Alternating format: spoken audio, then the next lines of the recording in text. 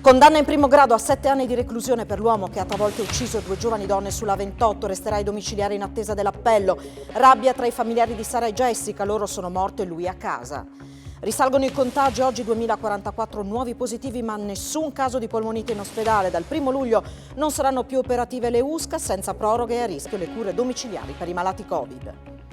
Bonus e reddito di cittadinanza sono stati ideati per fini elettorali, portano solo danni ai cittadini, così il presidente del gruppo Daniele Benedetti sugli effetti della guerra dice ci aspettano 2 anni di down. Tempo 2 anni l'ex Dormish sarà restituita a Udine, ospiterà 600 studenti del MIZ, ma anche uno spazio aperto a tutti con ristoranti, aree verdi e parcheggi, progetto da 25 milioni. Si intensificano i contatti tra Udinese e Spezia per Wallace che potrebbe raggiungere Gotti e dare spazio a Lovric in casa bianconera, intanto l'Udinese si inserisce tra Ascoli e Samp per Dario Saric.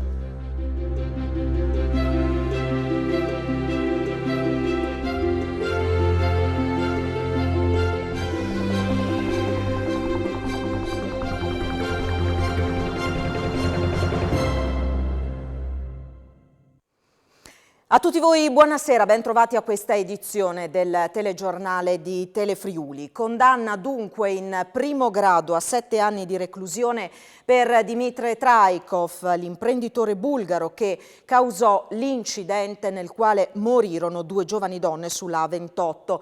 Il GUP del Tribunale di Pordenone ha riconosciuto l'omicidio stradale e l'omissione di soccorso, ma non la guida in stato d'ebbrezza. È condannato l'uomo, una provvisionale da 35.000 euro a scendere per ciascuna parte civile.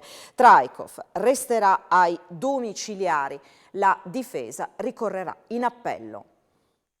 7 anni di carcere, 6 per omicidio stradale e 1 per l'omissione di soccorso. Questa è la pena inflitta in primo grado nel processo con rito abbreviato che prevede lo sconto di 1/3 della pena a Dimitre Traikov, l'imprenditore bulgaro 61enne che il 30 gennaio scorso causò la morte delle cugine venete di 20 e 26 anni, Sara Rizzotto e Jessica Fragasso sulla A28 e il ferimento delle 2 bambine di Sara. La sentenza è stata emessa oggi dal GUP del Tribunale di Pordenone. L'uomo godrà per un altro anno degli arresti domiciliari. La procura aveva chiesto una condanna a 7 anni e 8 mesi, ma il giudice non ha contestato la guida in stato d'ebbrezza. Traikov era stato rintracciato nella propria abitazione soltanto alcune ore dopo il tamponamento, da cui era fuggito a piedi, sostenendo di aver assunto alcol solo dopo l'incidente. La perizia non ha potuto accertare in maniera scientifica che fosse ubriaco alla guida, mentre ha stabilito che viaggiasse a 180 km all'ora, un verdetto che non soddisfa appieno le parti civili. Ora, chiaramente, per conoscere i motivi del perché il giudice è arrivato a questa quantificazione, non possiamo far altro che attendere 15 giorni quando ci sarà il deposito delle motivazioni. Il giudice ha condannato il Traikov al pagamento di una provvisionale immediatamente esecutiva pari ad euro 35.000 per ogni soggetto. Le figlie di Sara e il loro padre sono usciti dal processo accettando un indennizzo di 70.000 euro in attesa del risarcimento da parte dell'assicurazione. La difesa, composta dai legali Loris Padalino e Gianni Massanzana, ha preannunciato l'appello. È una sentenza che ci soddisfa nella parte in cui accoglie alcune nostre teorie difensive. L'entità della pena sulle prime ci pare un po' elevata, ma è una sentenza che non si pone l'obiettivo di soddisfare gli appetiti forcaioli. Come ha preso Traikov la sentenza? È una sentenza che tutto sommato lo lascia soddisfatto da un punto di vista morale, perché non era ubriaco alla guida e questo è stato riconosciuto da un giudice. Una sentenza che genera rabbia e delusione ai familiari delle 2 vittime, le 2 cugine. La mamma di Sara la definisce inaccettabile, il papà di Jessica sperava in un verdetto diverso. Sconfortata nonna Loredana così dice: andare avanti è dura. La legge è questa, purtroppo per l'omicidio stradale è così. Però se fosse stato un omicidio normale, io lo ripeto, lo ridico qui, ci sarebbe stato l'ergastolo. Perché una persona non può fare un'omissione di soccorso, provocare un incidente del genere e andare via con una bambina che piangeva dietro in macchina. È inaccettabile tutto questo. Non è che ritorna Sara o ritorna Jessica, cioè qualsiasi senza sia. Però quest'uomo, secondo me, merita la galera, non merita di stare a casa agli arresti domiciliari. Rabbia e frustrazione per i familiari di Sara Rizzotto e Jessica Fragasso dopo la condanna in primo grado a 7 anni per Dimitre Traikov. I genitori delle giovani speravano in una pena più dura. La vita di una ragazza non può essere valutata a 5 anni. Bisogna Accettare un boccone amaro in bocca, però bisogna accettare, la legge è questa, se non viene cambiata non si può fare altro. Ci hanno portato via le 2 ragazze, ma almeno questo poteva, almeno la giustizia poteva ridarci un po' di vita, ma non è che ci dà tanto di più, però andiamo avanti lo stesso, non si può fare altro. Anche nonna Loredana è apparsa sconfortata dal verdetto. Pensavo almeno 10 anni, sui 10 anni. Hanno deciso così e così è. E loro sono morte e non tornano più. Una mamma ha lasciato 2 bambine piccoline. È dura andare avanti. E sono ancora senza esito le ricerche di Giampaolo Baggio, l'escursionista 32enne di Torreano scomparso sul Monte Mataiur sabato scorso. 25 tecnici del soccorso alpino, oltre ai vigili del fuoco, carabinieri, guardia di finanza e protezione civile, sono sulle sue tracce con l'uso di un elicottero, unità cinofile e droni. Nei giorni scorsi è stata trovata la sua automobile regolarmente parcheggiata e chiusa, senza però che fornisse alcun elemento utile al suo ritrovamento. Oltre alla zona della Ferrata Palma, le ricerche sono state allargate a Montefosca ed Erbezzo per prendere in considerazione anche eventuali ripensamenti dell'ultimo minuto dell'uomo, senza però successo. Ed è ancora in fuga il 55enne albanese autore della sparatoria che ieri a Bibbione ha provocato il ferimento di 3 persone, tra cui un friulano 60enne. I carabinieri di Portogruaro hanno diffuso le sue foto invitando quanti lo vedessero a segnalarlo al 112 e raccomandando attenzione, il fuggitivo potrebbe essere armato. Ora anche un volto, il 55enne albanese che ieri ha sparato a Bibbione provocando il ferimento di 3 persone, 2 connazionali di cui uno grave, un 60enne di Latisana intervenuto nella lite rimasto ferito lievemente. Quella che vedete è la sua immagine diffusa dai carabinieri della compagnia di Portogruaro che gli stanno dando la caccia da ieri e stanno indagando sul caso, coordinati dalla procura di Pordenone. I militari hanno voluto dare massima diffusione alle foto che ritraggono il fuggitivo. Chiunque dovesse vederlo, rimarcano gli uomini dell'arma, è pregato di contattare il numero di emergenza 112 e spiegano di fare molta attenzione perché l'uomo potrebbe essere ancora armato. La sparatoria è avvenuta ieri mattina nella località balneare veneta e secondo quanto ricostruito dagli investigatori sono stati esplosi 3 colpi e la lite sarebbe nata per motivi di denaro. L'uomo ricercato era stato condannato lo scorso 22 maggio per minacce con il coltello ai danni di uno dei 3 feriti, episodio accaduto 2 anni fa, come confermato da fonti investigative che non escludono che questo fatto rappresenti almeno una parte del movente. Le ricerche del 55enne proseguono senza sosta anche con il coinvolgimento di altre forze dell'ordine sul territorio nazionale. Un turista romano di 34 anni che stava percorrendo il Cammino Celeste dall'isola di Barbana al Monte Lussari si è smarrito in Val Resia. L'uomo, seguendo erroneamente i puntini rossi che segnano sugli alberi la traccia dell'alta tensione, è uscito dal sentiero trovandosi in un tratto ripido e facendosi prendere dal panico. È riuscito a chiamare i soccorsi intervenuti con la Guardia di Finanza e con i tecnici del soccorso alpino che lo hanno trovato e riportato nuovamente lungo il sentiero. Al momento nessun razionamento dell'acqua a livello nazionale a causa della siccità, lo ha detto questa mattina a Trieste il direttore della Protezione Civile Nazionale Fabrizio Curcio in visita all'OGS. Eventuali misure adottate, ha detto, non saranno omogenee ma definite in base alle singole specificità. Lo stato di crisi non è la priorità sono le misure che si possono prendere in questa situazione di siccità. Il direttore della Protezione Civile Fabrizio Curcio ha visitato oggi la sede di OGS, si è parlato anche della situazione climatica e al momento non ci sarà un razionamento a livello nazionale dell'acqua. Anche questo è un tema da affrontare bacino per bacino. Non c'è un razionamento dell'acqua come se fosse un qualche cosa che può essere distribuito da altre parti. In alcune parti c'è e quindi non si fa razionamento, in altri bacini c'è sofferenza e si fa razionamento, ma questo lo stabilisce poi la situazione reale sul territorio. Sul fronte incendi il direttore spiega che in questa fase ci sono dati allarmanti, con un inverno più impegnativo dal 2012, oltre 100 gli interventi già operati, erano 32 anni fa. C'è un altro tema che è le condizioni meteoclimatiche, ma poi c'è l'azione dell'uomo, perché l'incendio sostanzialmente c'è sempre qualcuno che volontariamente o involontariamente, come dire, comporta, appicca il fuoco. In regione il tema siccità resta al centro dell'agenda. Tanto cominciamo col stanziare una quota a parte di risorse per eventualmente spostare l'acqua attraverso autobotti, cose di questo genere. Cominciamo a organizzarci qualora ci fosse la necessità. OGS è già oggi punto di riferimento per la protezione civile. E mettere a disposizione del Paese le competenze che l'Istituto ha nel settore oceanografico e nel settore geofisico, soprattutto in questo momento in cui la crisi energetica e la crisi idrica ci hanno portato drammaticamente in evidenza l'importanza delle ricerche nel sottosuolo.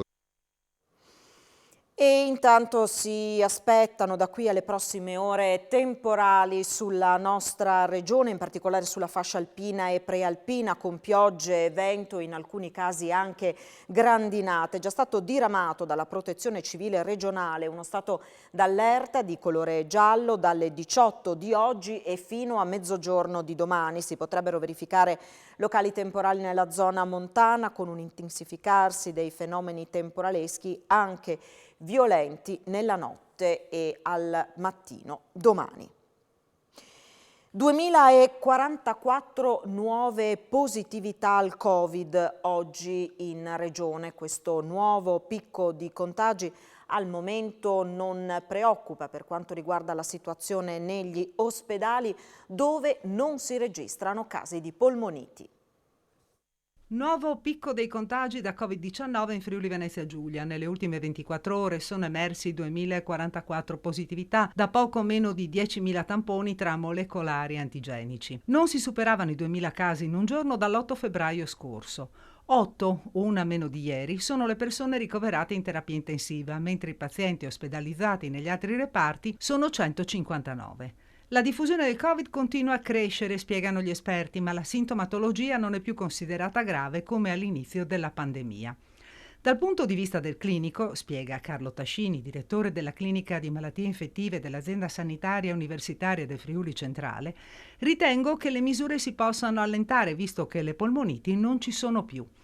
In questo momento sono tenute in isolamento in ospedale persone positive al Covid ma che hanno altre patologie non legate al virus, continua Tascini, secondo il quale a questo punto sarebbe giusto testare solo chi presenta sintomi.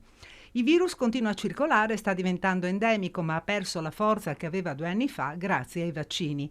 È più diffusivo perché si adegua all'ospite con varianti che si concentrano maggiormente nella saliva rispetto al naso. I sanitari monitorano la situazione e sono pronti ad agire in base al suo evolversi. La vaccinazione è sempre consigliata per le persone fragili. Per il prossimo autunno, conclude Tascini, arriveranno sicuramente i vaccini adeguati alle nuove varianti. E dal 1° luglio le USCA, unità specialistiche per le visite a domicilio dei malati Covid, non saranno più operative. Vista la situazione di incremento dei contagi, il presidente della Federazione dei Medici del Friuli Venezia Giulia, Guido Lucchini, lancia un appello a Regione e Governo per far sì che vengano prorogate oltre il 30 giugno. Mentre i contagi da Covid sono in continuo aumento, con sempre più persone finite a letto con sintomi diffusi e febbre, la lotta alla pandemia potrebbe perdere una delle armi più importanti messe in campo per la cura dei pazienti a domicilio. Le unità speciali di continuità assistenziale, ovvero le USCA, composte da medici che visitano in casa i pazienti e li monitorano costantemente, potrebbero non essere più operative dal 1° luglio. A lanciare l'allarme è il presidente della Federazione dei Medici del Friuli Venezia Giulia, Guido Lucchini. Ahimè, questo non è un pericolo, è una certezza.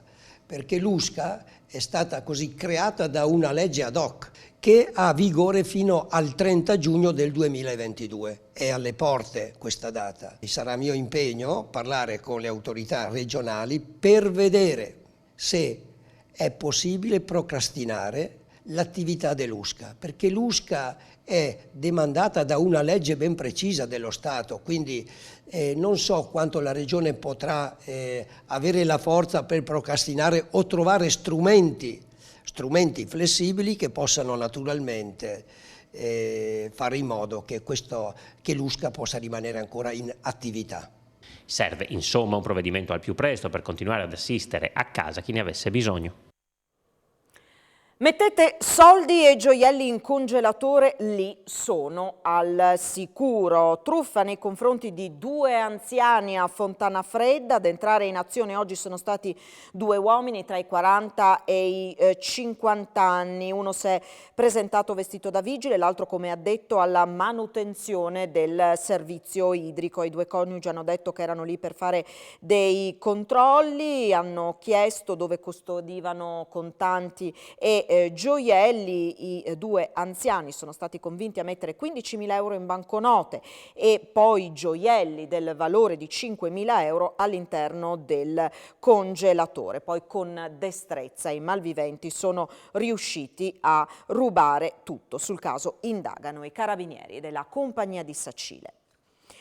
Una cittadella per 600 studenti, ma anche spazi aperti al pubblico, parcheggi interrati. Dopo oltre 20 anni di abbandono, nell'arco di un paio d'anni tornerà a nuova vita l'area dell'ex birrificio Dormish di Udine. Questo grazie a un progetto di riqualificazione finanziato dal gruppo Danieli di Buttrio con 25 milioni di euro. Secondo i piani questo è l'obiettivo, i primi studenti dovrebbero entrare nella scuola post diploma all'avvio dell'anno scolastico 2024. Una cittadella per 600 studenti dell'Istituto Tecnico Superiore Miz Academy Udine, ma anche uno spazio pubblico aperto destinato ad eventi, ristoranti, aree verdi e parcheggi interrati. È il nuovo volto dell'ex birrificio Dormish, che sarà riqualificato dopo più di 20 anni di abbandono in seguito all'incendio del 16 giugno 1999. Il progetto di recupero è finanziato con 25 milioni dal gruppo Danieli di Buttrio e curato dall'architetto Marco Zito di Venezia. Un grande progetto di recupero, io ringrazio veramente l'industria Danieli che ci fanno questo regalo alla città, perché si tratta di recuperare un immobile che da più di 20 anni è abbandonato dopo l'incendio, era la vecchia fabbrica della Dormis, diventerà invece la scuola del MIZ, questa scuola post diploma importantissima per formare giovani che possono poi entrare nelle industrie della nostra regione. Progetto nuovo, anche ecosostenibile, perché verrà utilizzata la forza motrice della roggia per produrre energia elettrica e quindi si in pratica sosterrà autonomamente con l'energia prodotta dall'acqua che scorre sulla roggia. Sarà necessario intervenire sul fronte della viabilità nella zona? Sì, dobbiamo fare noi la rotonda in piazzale Cavedalis, quindi razionalizzare la circolazione. Architetto Zito, avete indagato il passato, il presente e avete immaginato il futuro per l'ex Dormish? Sì, abbiamo fatto un percorso complesso perché abbiamo scavato il più possibile nel passato con la documentazione che abbiamo trovato e questo ci ha permesso di immaginare e poi rendere pratici alcuni principi e suggerimenti che ci sono arrivati da quella che a nostro avviso è la vera e oggettiva memoria storica dell'area. Quindi la modularità dell'edificio produttivo viene utilizzata a 360 gradi all'interno del progetto in termini tecnologici ma anche in termini di capacità di gestire un programma funzionale complesso come quello di una scuola. Quale spirito vi ha animato per reinventare questo spazio e restituirlo alla città? Nella nostra esperienza abbiamo fatto più scuole e questa ci sembrava un'occasione interessante perché è una scuola che riesce a rigenerare una parte della città. La filosofia della riqualificazione è guardare al futuro con un occhio molto attento al passato. Puntiamo ad aver pronta la scuola, progettata per 600 ragazzi per l'inizio anno scolastico 2024. Costo, puntiamo ai 25 milioni di euro, cercheremo di ridurlo, vediamo, ma comunque grosso modo la cifra è così. Noi abbiamo come espresso una riconoscenza per l'Istituto Tecnico Malignani, l'azienda dove lavoro, come dicevo, al 70-80% di periti, e l'esigenza di avere questi tecnici per il futuro ci ha spinto a fare questo passo, visto l'inerzia vergognosa che il governo ha a riguardo. I vari bonus e il reddito di cittadinanza non sono stati ideati per migliorare la situazione, ma per fini elettorali, per guadagnare voti, e portano solo danno ai cittadini. Lo ha detto il presidente del gruppo Danieli Benedetti, secondo il quale anche razionalizzando queste misure che si può combattere l'inflazione, specie per i redditi più bassi. Ci aspettano 2 anni di down dell'economia, ha aggiunto, ma non facciamo tragedie. Se la guerra tra Russia e Ucraina continuerà, probabilmente già alla fine del 2022 inizieranno 2 anni di down dell'economia globale, ma è inutile fare tragedie, gli alti e bassi nei cicli macroeconomici sono normali. Lo ha detto il presidente del gruppo Danieli di Confindustria Udine, Gianpietro Benedetti, convinto che vada trovato un rimedio per combattere l'inflazione, specie per i redditi più bassi, razionalizzando la selva dei bonus e il reddito di cittadinanza. Quindi ci sarà un passaggio di 2, 3, 4 anni.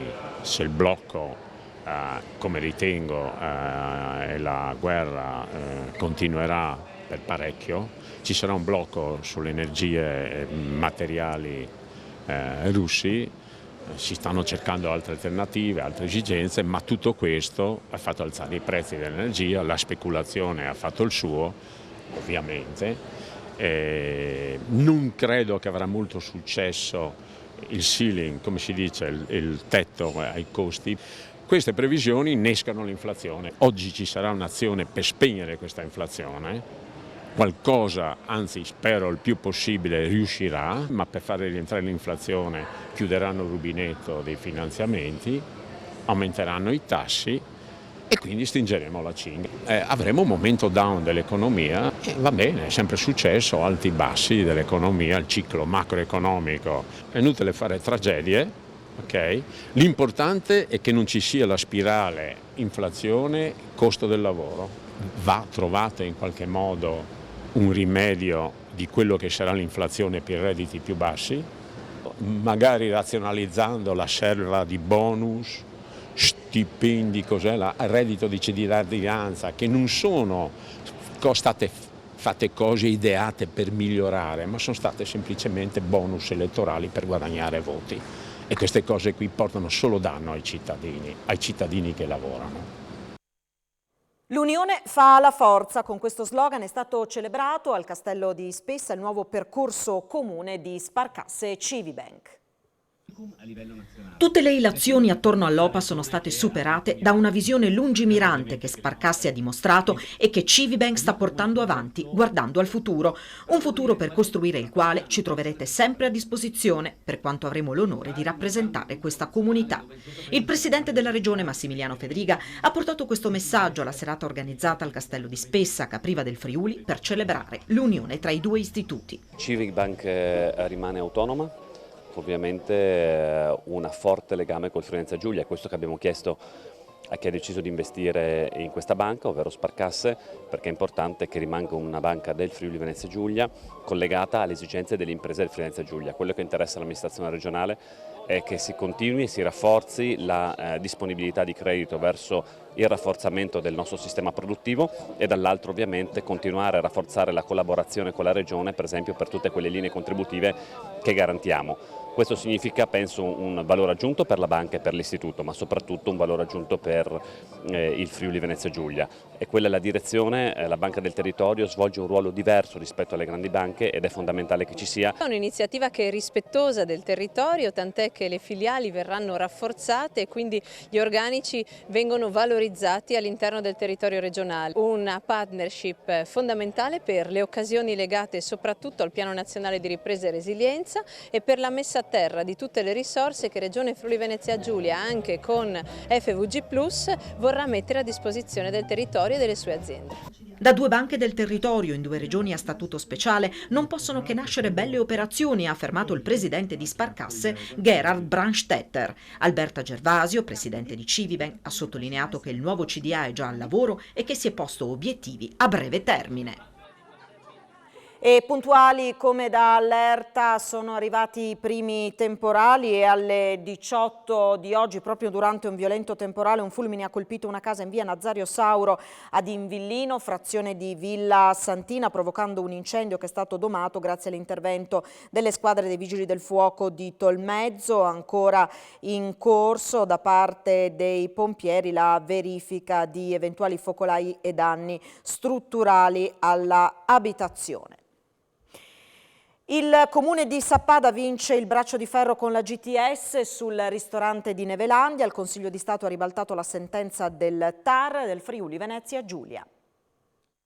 Scontro comune di Sappada e GTS sul ristorante di Nevelandia. Il Consiglio di Stato dà ragione al municipio e ribalta la sentenza del TAR del Friuli Venezia Giulia. È stata pubblicata oggi la sentenza con la quale è stata messa la parola fine al braccio di ferro tra il municipio e la società che gestisce parte degli impianti sappadini. Pomo della discordia, un terreno adiacente alla trazione in Borgata Bach, sul quale la GTS aveva chiesto di realizzare un pubblico esercizio, ottenendo l'ok sia dalla Conferenza dei Servizi Veneta sia da quella friulana. Il Consiglio Comunale a questo punto avrebbe dovuto approvare una variante urbanistica, ma non lo ha fatto. La GTS era quindi ricorsa al TAR del Friuli Venezia Giulia, che a ottobre 2021 le aveva dato ragione, ordinando al Comune di concludere entro 30 giorni il procedimento di variante urbanistica. Il municipio si è appellato al Consiglio di Stato, lamentando che il ricorso della GTS era stato presentato troppo tardi, 1 anno e 3 mesi dopo la scadenza di legge. Il massimo giudice amministrativo gli ha dato ragione e dichiarato inammissibile il ricorso della società sappadina, annullando così la sentenza del TAR. Resta comunque la possibilità, dice l'avvocato Massimo Carlin, legale della GTS, di ripresentare la domanda per la realizzazione del locale utilizzando i pareri positivi già ottenuti.